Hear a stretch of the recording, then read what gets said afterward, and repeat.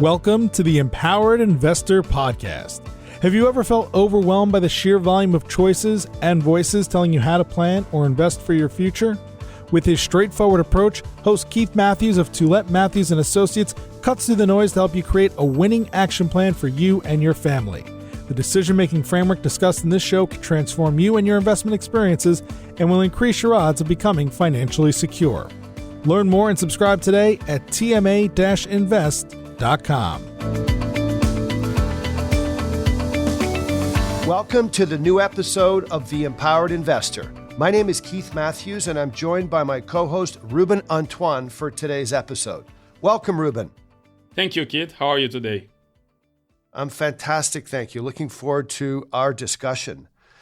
In our last shows, as you recall, we introduced our listeners to index-based or passively managed investment vehicles. We also explored the origins and the history of indexing. And we covered the benefits and why investors should consider them in their portfolios. In today's show, we're focusing on the key benefit of index-based products, their performance over long periods of time. We're also going to review and discuss the SPIVA reports. That's a report published every year by the Standard & Poor's comparing the performance of actively managed strategies versus indices all around the world. So, Ruben, what are the SPIVA reports? Let's start with that. Yes, so SPIVA, it's an acronym standing for Standard & Poor's Indices versus Active. So Standard & Poor's, it's the company that created that report. It's an American credit agency that publish financial research and analysis on stocks and bonds around the world. So the SPIVA report, it's a robust research comparing, like you said, the performance of active funds versus benchmark and indices.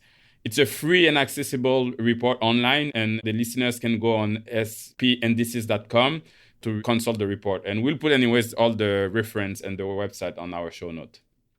Yeah, that's excellent. So when we talk about Standard & Poor's, right, that's the same Standard & Poor's 500 index that people refer to. Exactly, yeah. It's the same organization here. Yeah, it's a huge credit rating agency, and it's pretty well known.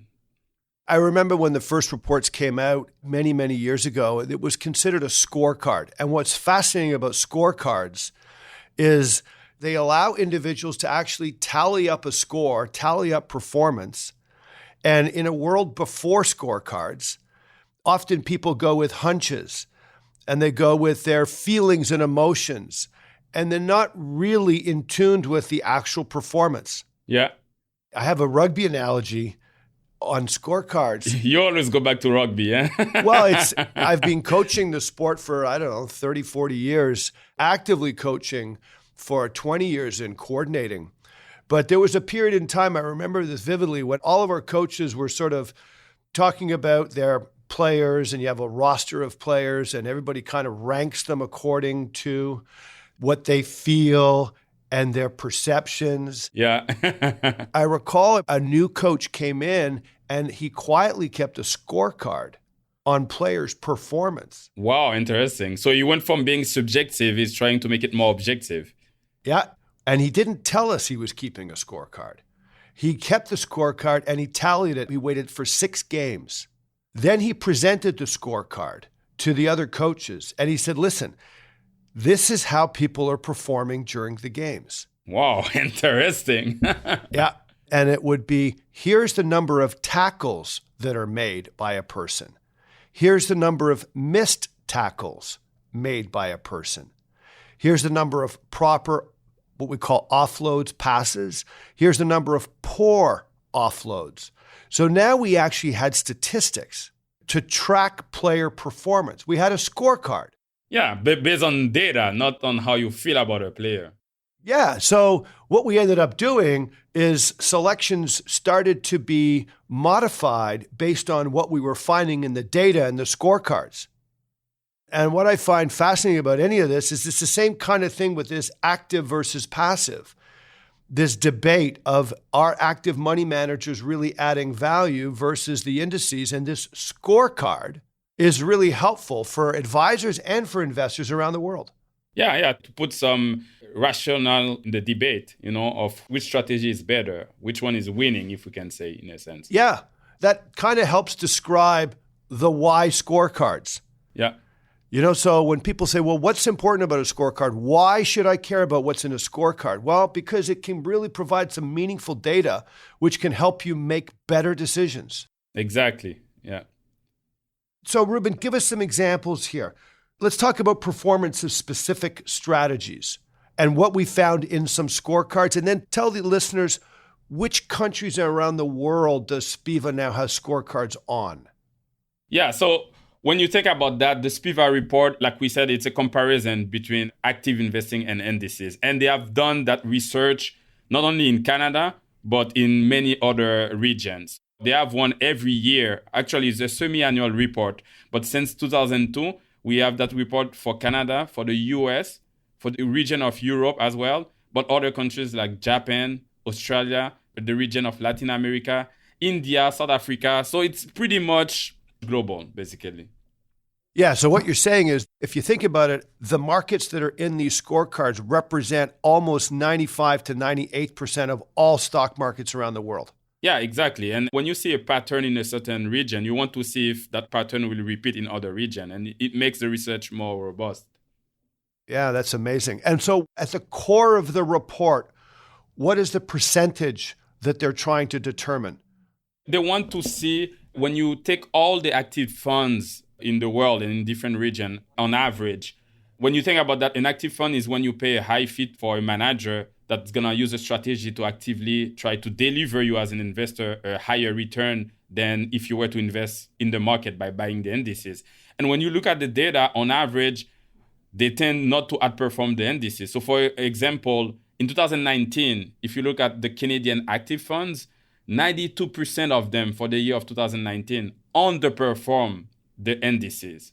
So that means that you could basically buy an ETF and invest in the indices, and you have put the odds in your favor instead of buying an active fund. That's for 1 year. But even if you go for a longer period, if you look at the decade, so 10 years ending 2019, 86% of Canadian active funds underperform the indices. So again, by investing in active funds, you don't put the probability in your favor to actually have a good performance over the long term. That's amazing. I mean, this is exactly what, when we go back to some of our previous show on the history of indexing, this discovery was made in the 1970s. This discovery of active managers not being able to outperform an index that is an investable index. Yeah, we discussed that in one of our last shows. Yeah. So fast forward 30 or 40 years, SPIVA came out with these scorecards.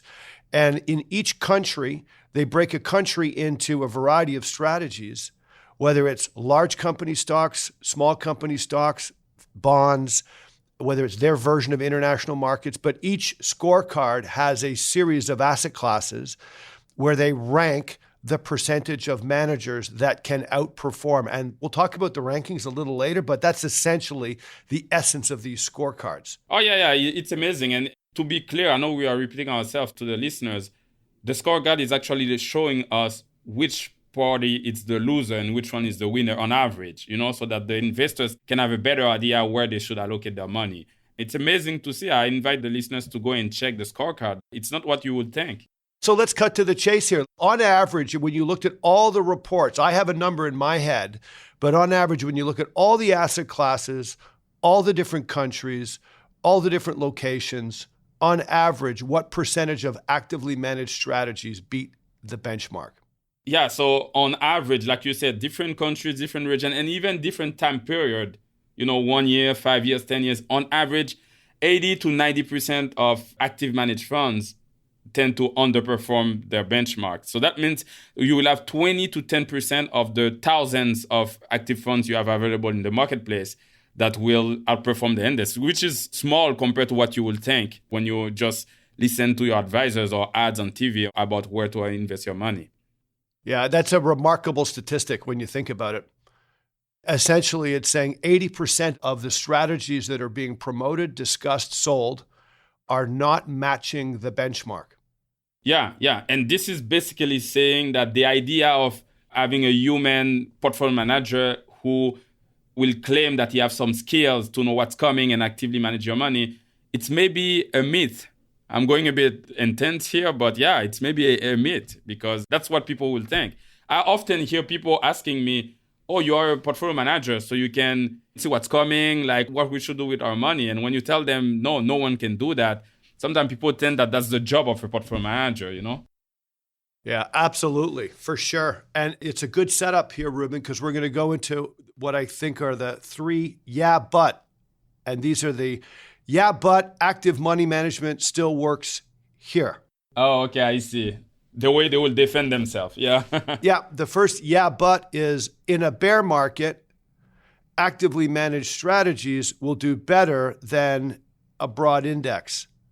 And we've been hearing that for years. And it's predicated around the idea that actively managed stock funds will somehow know in advance, the managers will somehow know in advance that we have a correction coming and will keep a lot of cash so that when we get the correction, they can buy stocks at better values and then actually add value to those strategies.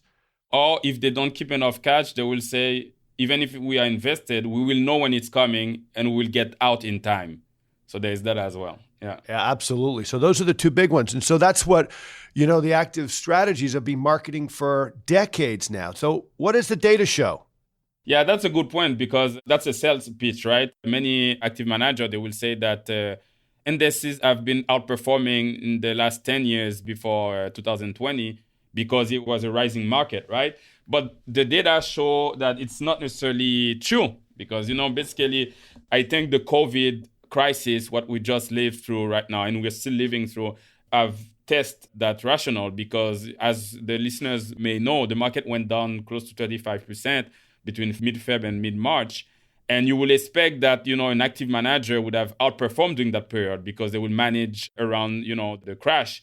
But the data show that the 1 year period ending June 30th, 2020, so including that crash, 88% of Canadian equity funds underperformed their indices. So it's still a big majority of active funds that still underperform when you included the period where there was a crash. So this is amazing. Their sales pitch doesn't work, basically. And so that's just the recent period that we're living in. What happened in 2008, 2009 in the financial crisis? What were the results that came out in that period? Well, it's very similar. If you remember a few shows, I spoke about my experience when I used to work in the hedge fund industry in the Virgin Islands. And that was during the 2008-2009 crisis because I moved to the Virgin Islands in 2008. And I saw it as well, active funds, hedge funds included, they couldn't manage around the crisis and they went down as much as the market. You're absolutely right. I mean, that's a great personal story. The data from SPIVA shows the same thing. Exactly. And incidentally, I think it was the crisis of 2008 where investors just kind of took notice and realized that, paying all these high fees for these fancy strategies where they're supposed to try to avoid problems, people can't see this in advance. It's just not possible. So that was really, I think, the genesis that really pushed indexing ahead around the world was that crisis. Yeah, indexing was around already, but it was a big wake-up call for many people, definitely. All right, Ruben, that was a great discussion around the first yeah, but. Here's the next yeah, but. Oh. Yeah. You often hear things, yeah, but indexing works only in large company stocks, only in, let's say, the S&P 500, which are large U.S. company stocks, because the market is very efficient. There's a lot of people playing in that market. There's not enough room for stock pickers to craft and use their skills. And so in less efficient markets, you have an opportunity for money managers to outperform. What are we talking about here and what did the data show? Yeah, this is a very interesting argument because, like you said, the market, like the US market, stock market, for example, there's so many analysts, stock traders, institutions trading that market, the Canadian market as well, and some other developed countries. And also the large companies in those markets are really followed by a lot of investors. So they will say that those markets are already crowded. They are really efficient. It's really hard to try to outperform because there's so many participants. But other areas like small companies in those markets or other region like the emerging market where there's less cover by investors, that's where an active manager can find opportunities and actually outperform the market and deliver that performance. But the S&P 500 also did reports that cover different style, like different capitalization, different style like value stock, capitalization like small companies, and also for emerging market. And the data is consistent. Even in those areas, when you look at large companies, yes, but small companies as well, value companies, emerging markets, all the asset class like REITs, real estate investment trusts, it's consistent. On average, 80 to 90% of active managers will not outperform the related indices. So in this, it's the same conclusion. It's better for investors on average to invest their money in the indices because they put the odds in their favor. Absolutely, 100%. And the same thing can be said about fixed income.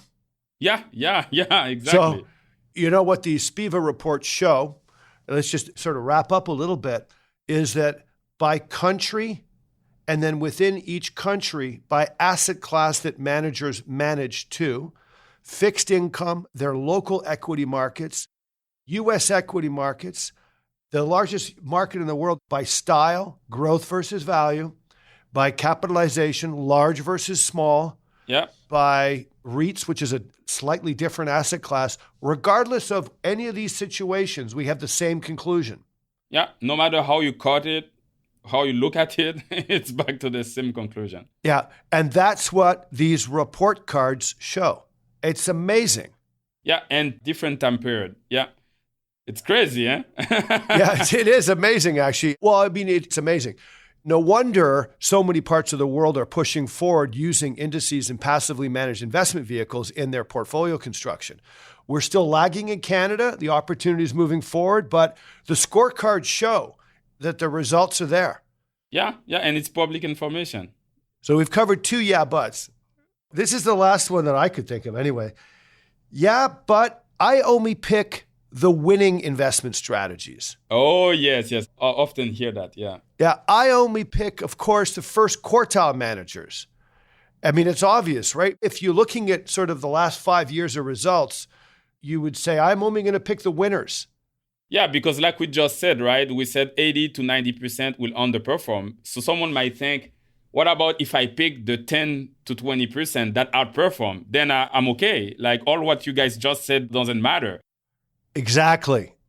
So that's exactly the thinking. I'm not going to be in that category that picks the sort of the ones that don't do well.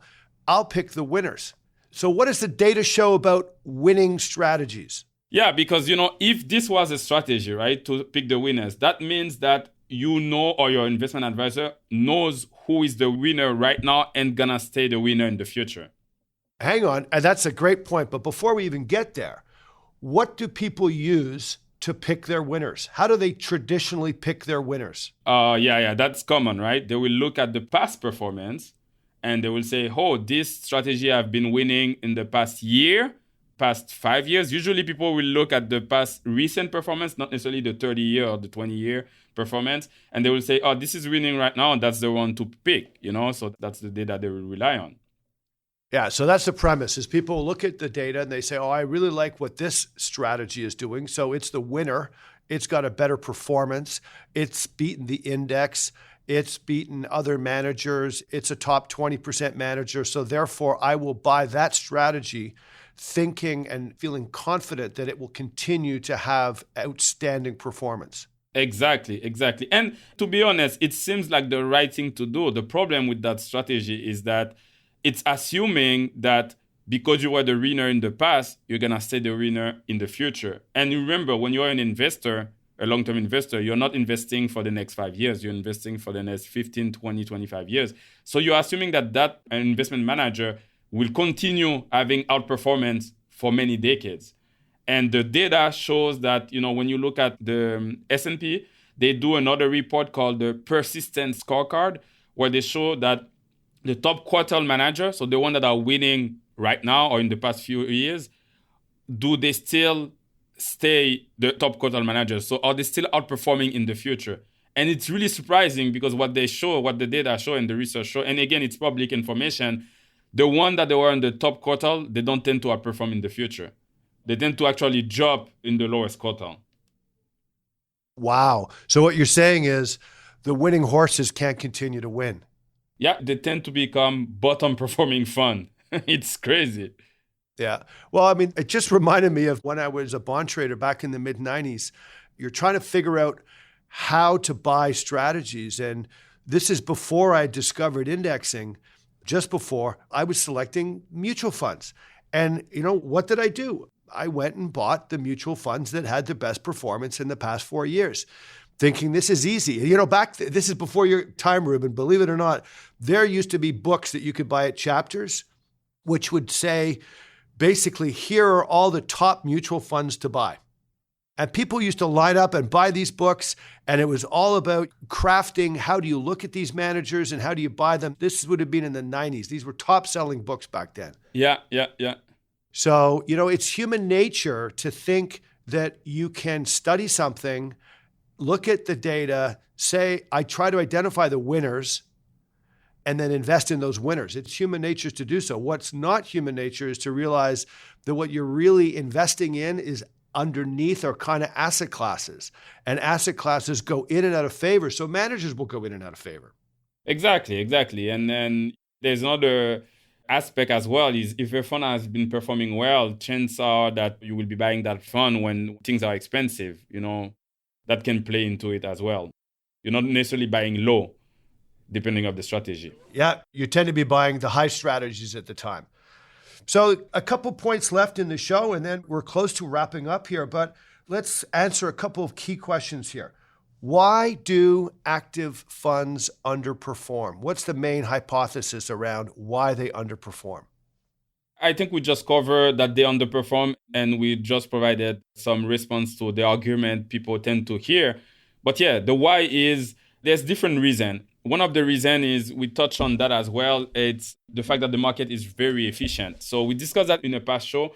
The stock market, it's millions and millions of participants, trading, buying and selling securities and incorporating any information about the company in their decision. So it's really hard for any active manager to find an opportunity, meaning that to find a stock that it's at a certain price, but they buy it before everyone else, before that stock starts going up in price. So this is very hard to do because everyone is looking at the information at the same time in the market. That's one of the reasons. The other reason is because this active manager, their sales pitch is to say that they have a skill. They are very smart people. They can see what's coming. They can move in and out and, know what to do before, let's say, a crash. Those managers want to be compensated. So they will require a certain fee. So those funds tend to have high fee in there. And each time you put a fee in a fund, basically you're eating in some of the return you will get. Where the indices, the alternative, the way you can invest, the fee are really low because there is no manager trying to have a certain active strategy. So just by having a low fee, you are not eating out in your return. So the fee is not helping in not performing the benchmark, basically. Yeah, those are absolutely the two critical points. And thank you, Ruben, for sharing those. That's amazing. The only other thing I might add in there is, active managers might have a bit of cash drag in there, and that overall rising markets, that doesn't help the return. There's no point holding, 3, 4, 5, 6% cash on average all the way through. But that's pretty much why active managers underperform long-term versus indices. So the next question, Ruben, I would have for you is, why do people still invest in active funds? Yeah, there's many reasons of that. In some of the last show, we do discuss that. We talked about that earlier as well. Since 2008, 2009, there have been some kind of bigger than the past, bigger wake-up call. So investors are becoming more aware.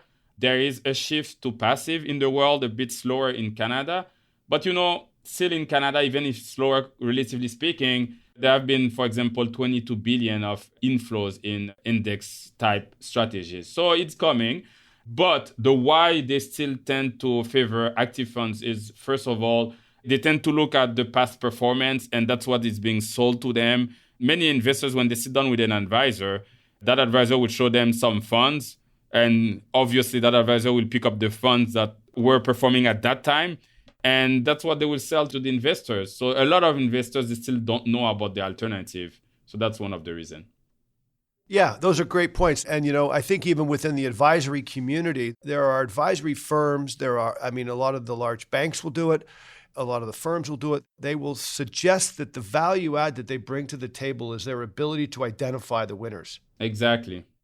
And they should be hired so that they can put together a portfolio of winning managers. So the model that we propose and that we've been talking about for 2 decades now is it's not about picking the managers. It's providing clients with a whole series of services around planning, retirement planning, investment management, keeping the discipline around an investment program, tax, estate. Managing the emotions. Managing emotion. This is the advice business. When it's time to populate a portfolio, it's not about trying to identify the winners in this very elusive group of managers that come and go. It's about getting solid returns in each asset class. Yes. And again, it's not an opinion. The way we do it, it's based on the data, right? It's not our own opinion of what works or not. We rely on what research shows us what's best for investors. Yeah, and I think that we're kind of getting closer to a tipping point in Canada. We're not there yet. In the United States and in Europe, they're past the tipping point. But the tipping point is definitely coming where people are going to kind of say, I need to have this, and advisors will be moving forward with this. It's a very, very exciting time to be an investor. And these scorecards that we're talking about in today's show are critical. Just like it helped my rugby coaches make better decisions around who to select as the starters, how to put together the best team. It's critical in terms of helping investors figure out how do you manage money and what should you do? How do you select the right components in your portfolio? Kit, just to spice it a little bit, I have a yeah, but for you. Okay. Some will say, what about Warren Buffett? This is an active manager that have been outperforming. So you guys are saying all that, but there is this one that is consistent. Oh, that's not even on the script, Ruben. That's very good. I like that. Yeah. So, Warren Buffett, I think, has made his fame by having very, very concentrated positions, using his insurance company to generate loads of cash and reinvesting. And he's done a wonderful job at doing it. That said, the most amazing thing about Warren Buffett is he has been a proponent of indexing for the past 30 years. So if you go into his shareholder meetings that he's been holding in Omaha for decades, it's pretty much in every meeting he's talking about the fact that indexes really need to be used more by investors and advisors around the world. So he's fully embracing this proposal. In fact, he's the one that had the bet, if you recall, about hedge fund managers not being able to beat the market, and he won. Exactly. Yeah. I'm going to borrow an example from one of our peers, Ben Felix. In his blog, he said that, it's like smoking, right? We all know that on average, smoking is bad for you. We all know that, and it's being proven by data. But someone might say, it's not because you have an uncle that, smoked all his life and he lived to when he's 95, that you can use that as an example to say smoking is good. On average, people still die from smoking. So you should try to avoid smoking. So I think it's a very good example. Well, that's a great example. So Ruben, let's wrap up now. What's your takeaway for today's show? Yeah, so my takeaway, I want to be a bit blunt. I want to say that investing in active funds in general, in majority, it's literally taking your money from your pocket and giving a bonus to some manager on Wall Street and on Bay Street that on average, they are not really skilled. They cannot outperform the market. So to defend your own interest as an investor, you should try to invest in something that have better chance to give you an outperformance over the future, a better performance, which is to choose indexing. Wow, that's fantastic. My takeaway would be, like you said, bluntly, I would say invest in asset classes, not managers. So when you're building your portfolio with today's investment vehicles, go directly to the asset class, bypass the manager. You can work with an advisor because there's a lot of value still, but the advisor and you can go directly and get the asset classes. Exactly. Yeah, totally agree. What a fabulous show, Ruben. We were talking about this before. It's a show filled with data, these scorecards. It's all data-based. And so for the listeners, we've tried our best to make data a bit interesting, and we threw in the yeah buts. I hope you've enjoyed it. Please stay safe, be well, and we'll see you in 2 weeks from now. See you. You've been listening to the Empowered Investor Podcast, hosted by Keith Matthews. Please visit tma-invest.com to subscribe to this podcast, learn more about how his firm helps Canadian investors, or to request a complimentary copy of The Empowered Investor. Investments and investing strategies should be evaluated based on your own objectives. Listeners of this podcast should use their best judgment and consult a financial expert prior to making any investment decisions based on the information found in this podcast.